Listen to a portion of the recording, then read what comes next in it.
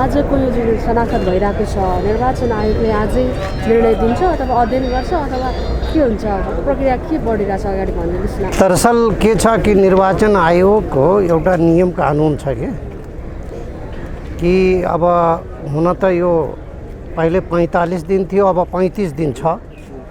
त 35 दिनमा यो सबै डकुमेन्टहरू जति छन्, दस्तावेजहरू जुन हामीले प्रस्तुत गरेका छौँ लोकतान्त्रिक समाजवादी पार्टी नेपालको तर्फबाट, जसलाई धेरैजसो महन्त समूहबाट नाम चिनिन्छ, तो यो हाम्रो चाहिने 31 जना कार्यकारिणीका सदस्यहरू हामीले पेश गरेका छौँ। लोकतान्त्रिक समाजवादी पार्टीमा 31 जना, 11 जना महिला समेत रहने गरी 20 जना प्लस 11 जना महिलाहरू, 31 जनाको कार्यकारिणी समिति हामीले पेश गरेका छौँ।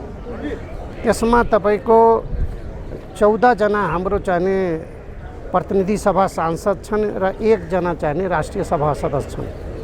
ती 15 जना पनि हाम्रा सांसद राष्ट्रिय सभाको प्रतिनिधि सभाको दुवै जनाको हाम्रो चाहिने उपस्थिति छ। 31 जनामा 15 जना यहाँहरू छन्, बाँकी 16 जना पहिला जुन निर्वाचन आयोगले जुन शनाखत गराएको थियो 16 जना टाउको काउन्ट गरेको थियो, त्यो 16 जना प्लस 15 जना मिलाएर 31 जना। त्यसमा समावेशिताको हिसाब से, समावेशीको हिसाब से, समानताको हिसाबले 11 जना महिला पनि छन्। अब आज हामीहरूले शनाखत गर्छौँ, त्यसपछि मतलब धेरै त निर्वाचन आयोगले टाइम लगाउँदैन, छिटोभन्दा छिटो निर्वाचन आयोगले त्यसलाई चाहिँ प्रक्रिया पुऱ्याएर हामीलाई दलको मान्यता दिन्छ, प्रमाणपत्र दिन्छ। त्यसको लागि यहाँहरुसँग सबै पुग्छ यहाँहरुको त्यो दाबी छ। निर्वाचन आयोगले मतलब जुन दस्तावेज, जुन डकुमेन्ट मागेको थियो दल दर्ता गर्नलाई जति डकुमेन्ट चाहियो त्यो सबै डकुमेन्ट हामीहरूले पेश गरिसकेका छौँ। अब खालि यो शनाखत बाँकी छ, आज हामीले शनाखत गरिदिन्छौँ। त्यसपछि यो प्रक्रिया पुर्याएर छिटोभन्दा छिटो चाहिँ दलको मान्यताको उसले हामीलाई प्रमाणपत्र दिन्छ। जस्तो आगामी दिनमा चाहिँ यहाँहरू सरकारमा जानुहुन्छ अथवा चाहिँ विपक्षमा बस्नुहुन्छ, आगामी बाटोको सन्दर्भमा अलिकति। अब यस्तो छ, यो कुनै व्यक्तिगत पार्टी होइन,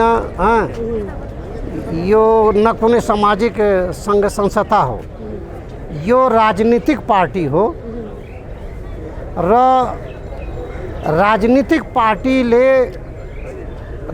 पार्टीको एउटा चाहिने प्रक्रिया हुन्छ। त्यो राजनीतिक पार्टीले प्रक्रिया पुऱ्याएर नै मतलब अगाडि बढ्छ। अब जस्तै पहिला हामीले दलबाट मान्यता प्राप्त गरेपछि त्यसपछि हाम्रो बैठक बस्छ।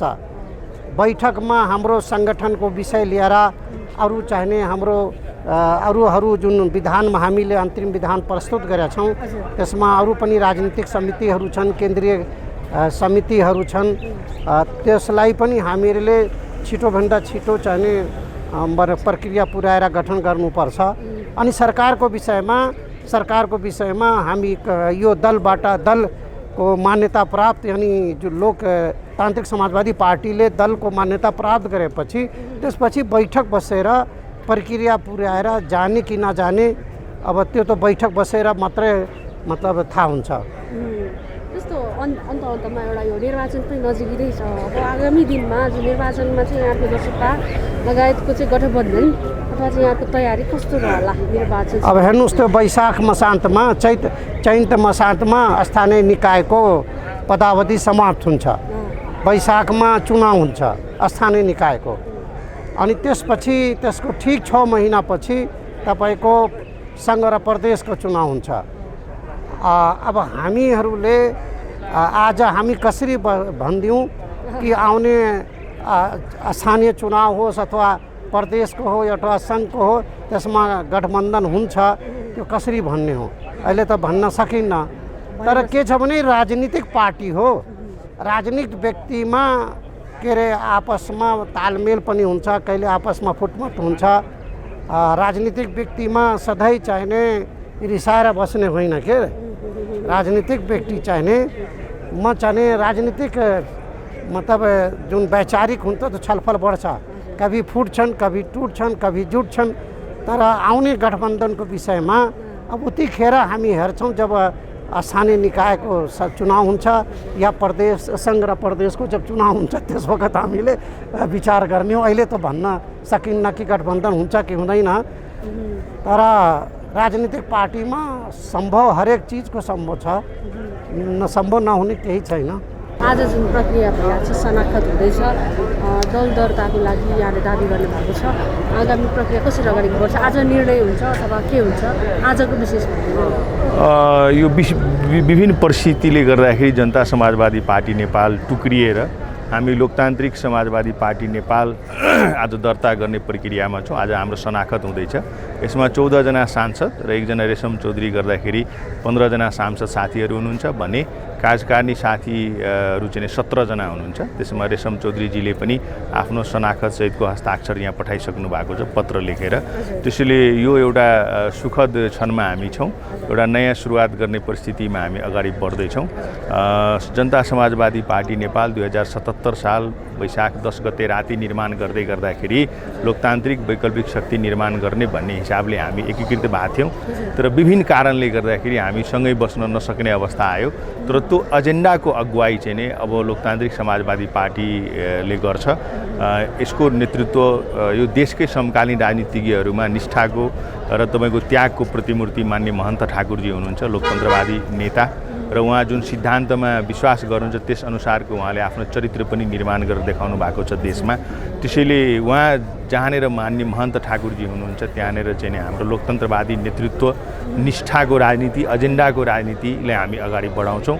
र देशमा खास गरिकन दुईटा समस्या छ हाम्रो देशमा। एउटा त के भने विभिन्न प्रकारको विभेदसँग हामी चाहिँ जुझ्नु परेको छ। जातीय विभेद, लैङ्गिक विभेद, क्षेत्रीय विभेद, धार्मिक विभेद, यो सबै विभेदहरूबाट चाहिँ मुक्तिको लागि हाम्रो पार्टीले अभियान चाहिँ सुरु गर्छ। र अर्को कुरो यो भ्रष्टाचार चाहिँ तपाईँको एउटा ठुलो समस्या भएको छ हाम्रो देशमा। त्यसैले हरेक तह तबकामा जुन यो भ्रष्टाचार मौलाएको छ त्यसको विरुद्धमा हामी काम गर्छौँ। र देशलाई, हाम्रो देश चाहिँ बहुभाषिक, बहुधार्मिक, बहुजातीय, बहुसांस्कृतिक देश भएको हुनाले नेपाललाई हामीले चाहिँ राज्य सत्तालाई चाहिँ बहुराष्ट्रिय राज्यमा रूपान्तरण गर्ने गरिकन हामी अगाडि बढ्छौँ र जनताको बिचमा हामी जान्छौँ। यस्तो अलिकति पछाडि फर्केर हेर्दा चाहिँ यहाँले जुन निवर्तमान केपिएल सरकारसँग पनि केही माग मुद्दा राख्नु भएको थियो, त्यो कार्यान्वयन त केही चरणमा पनि थियो, त्यो कार्यान्वयन हुन सकेन। त्यही पनि अहिले सरकार छ, अहिले प्रधानमन्त्री देउवाजीको सरकार छ। यस्तो अवस्थामा अब यहाँहरूको माग मुद्दा सम्बोधन भएको बेलामा सरकारमा जाने अवस्था आउँछ यहाँहरूको? यस्तो छ, हामी अधिकारको लागि लड्दै गरेको पार्टी हो। हामी विभेदमा पारिएको, अलग थलग पारिएको नागरिकहरूको आवाजलाई मुखरित गर्ने गरिकन हामीले चाहिँ नि यो पार्टीको चाहिँ संरचना तयार गरेका छौँ र त्यही जनताहरूको जनमतबाट हामी यहाँ आएको छौँ। हामीले थरवट मधेस आन्दोलनको जुन मुद्दाहरू छ त्यसको निरूपणको लागि अघिल्लो सरकारसँग हाम्रो वार्ता संवाद भएको थियो। केही कामहरू पनि भयो, 149 जना नेता कार्यकर्ताको मुद्दा चाहिँ नि फिर्ता भयो, करोडौँको बिगो थियो त्यो नेपाल सरकारले हाल्यो। केही साथीहरूको मुद्दा फिर्ता हुन बाँकी छ। त्यसमा जलेश्वरको घटना र खास गरिकन टिकापुर घटनासँग सम्बन्धित हाम्रो मान्य सांसदहरू जेलमा हुनुहुन्छ, प्रदेश सांसदहरू, मन्त्रीहरू, मेयरहरूमाथि मुद्दा छ। यो मुद्दाहरू चाहिँ नि फिर्ता लिनुपर्छ, राजबन्दीहरू चाहिँ रिहाई हुनुपर्छ भन्ने हाम्रो माग हो। नागरिकता सम्बन्धी चाहिँ ठुलो समस्या छ हाम्रो देशमा। योभन्दा अघिल्लो सरकारले नागरिकता सम्बन्धी अध्यादेश ल्याएर त्यो समस्याको सम्बोधन गर्न खोजेको थियो। 3 वर्षदेखि नागरिकता ऐन अहिलेसम्म संसदमा छ, पारित हुन सकेको अवस्था छैन। अर्कोतिर यो संविधान चाहिँ विश्वको उत्कृष्ट संविधान बनाए भनेर भन्दै गर्दाखेरि यसको थायी प्रतिपक्षको रूपमा चाहिँ मान्य महन्त ठाकुरजीको नेतृत्वमा रहेको चाहिँ पूर्व पार्टी अथवा आज चाहिँ लोकतान्त्रिक समाजवादी पार्टी हामीलाई के लाग्छ भने हामी थायी प्रतिपक्ष छौँ त्यसै संविधानको। त्यसैले यो संविधानमा चाहिँ संशोधनको आवश्यकता छ। योभन्दा अघिल्लो सरकारले कार्यदल निर्माण गरेको थियो र अहिलेको सरकारले हामीले के भनेको छौँ भने योभन्दा अघिल्लो सरकारले जुन माग मुद्दाको सन्दर्भमा कामहरू सुरुवात गरेको छ त्यसको निरन्तरता चाहिँ यहाँहरूबाट हामीले अपेक्षा लिएका छौँ। र योभन्दा अघिल्लो पटक पनि सम्माननीय शेरबहादुर देउवाजी प्रधानमन्त्री हुँदाखेरि हामीले उहाँलाई चाहिँ मतै दिएको थियौँ, उहाँले प्रधानमन्त्री बनाउनमा सहयोग गरेका थियौँ। यसपालि पनि हामीले यो सरकारसँग निरन्तरताको अपेक्षा राखेका छौँ र प्रधानमन्त्रीजी सकारात्मक हुनुहुन्छ र हामीलाई के लाग्छ भने तीन ठुला दल पुरानो पार्टीको हिसाबले जुन संविधान निर्माण गर्दाखेरि जुन एउटा समस्या सिर्जक उहाँहरू हो, त्यसैले यसको समाधान पनि उहाँहरूले गर्नुपर्छ। संविधानमै लेखेरै तपाईँको चाहिँ नि केही जात विशेषलाई चाहिँ नि उहाँहरू शासक वर्गमा रूपान्तरण गर्न खोज्नु भएको छ, लिखित विभेद चाहिँ नि उहाँहरूले थाल्नु भएको छ।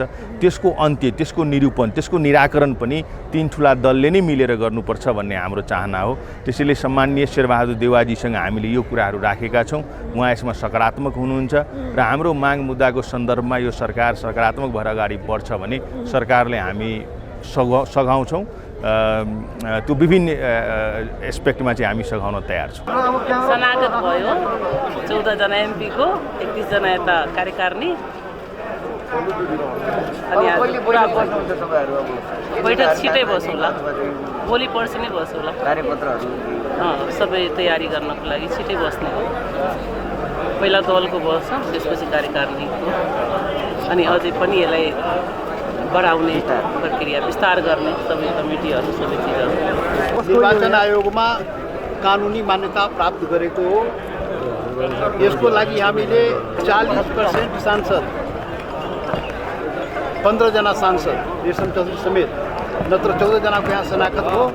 रेशम चौधरीको पहिले नै भएको थियो र 17 जना कार्यकारिणी समिति पुरानो, त्यो आधारमा चाहिँ 51, 33% कार्यकारिणी समिति र 40% केन्द्रीय समिति को यहाँ उसबाट हामी 31 सदस्यीय कार्य समिति र सांसदको हकमा 15 जना आज निर्वाचन आयोगमा हामी त्यो रेकर्ड दियौँ र सो आधारमा आज पार्टी विधिवत दर्ता भयो।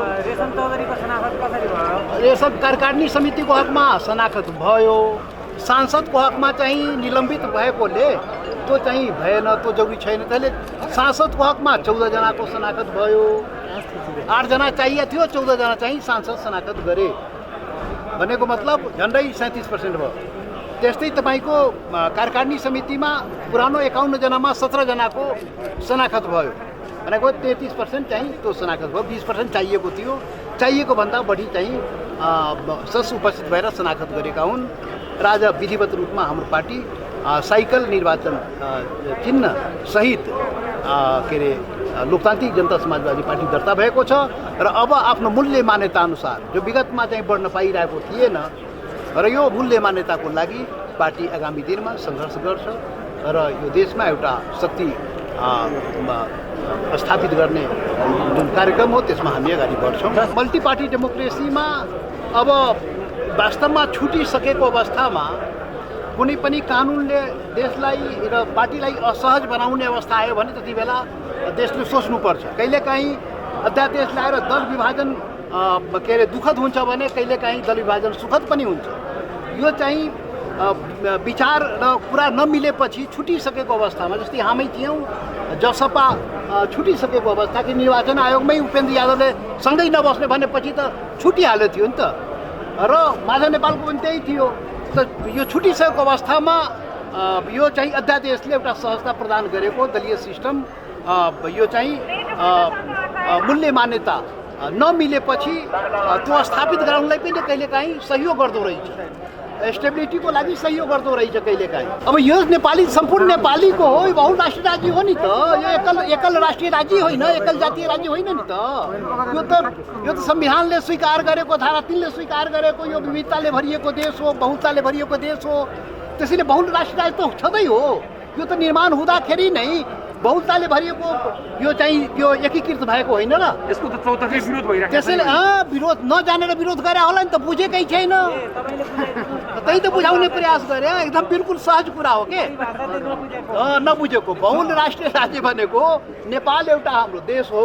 त्यो देशमा विविधता छ, त्यो देशमा इथनिसिटी विविधता, बहुल इथनिसिटी बहुत नेसनहरू नेसनालिटीहरू बसेको छ।